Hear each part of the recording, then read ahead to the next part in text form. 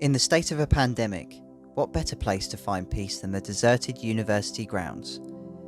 I often walk the grounds during my breaks, especially if I was particularly stressed, and vaguely remembered a space behind the main building that I had visited once or twice before. Entering the grounds was odd. Even during the holidays, there would usually be people around, but not this time. It was somewhat sad. The university was always a place I felt I could go, anytime, any day, and be almost certain in the knowledge that somebody would be there that I knew. But not this time. The moment I reached my destination, even before I sat down, all of my upset had vanished. I admired the awe of the life around me, mesmerised by its beauty. I felt like Adam had just taken his first steps into the Garden of Eden. The natural green canvas was decorated with splashes of colourful flowers and resembled closely the scenery at the church. Strange that I did not feel this sense of awe there. One thing that resonated well with me before was the greenery, although the passing cars initially proved distracting. Here felt more secluded, more familiar.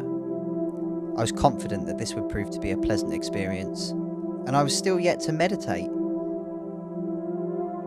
Perhaps the effects of my journey were beginning to pay off.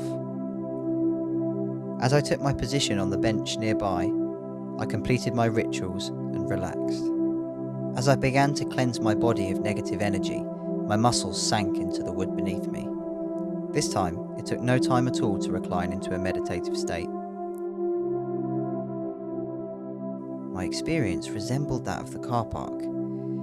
I started visualizing the 7 chakras one by one, as before.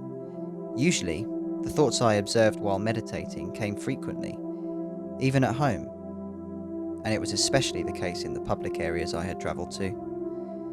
But not this time. The only thing I could think about was the nature around me. Buddhist teachings tell us that becoming one with your conscious being also invites you to become one with nature. Consciousness, in spiritual circles, and even in some new scientific studies, suggests that consciousness is an energy field that penetrates through all life in the universe. By the time I had cleansed my root chakra, a feeling of euphoria set.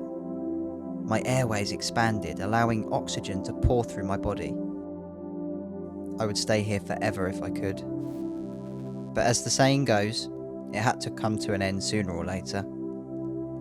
Carefully, I brought my attention back to my surroundings, breathed in, and opened my eyes with a smile.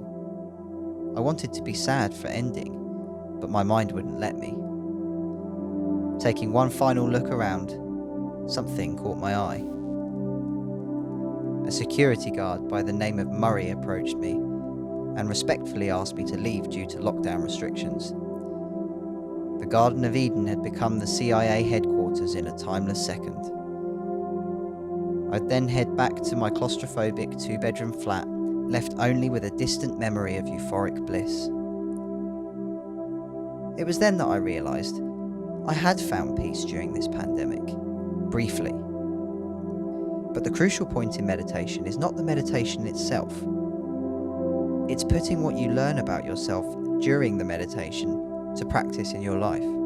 I learned that it did not matter that I was interrupted, insulted, banished.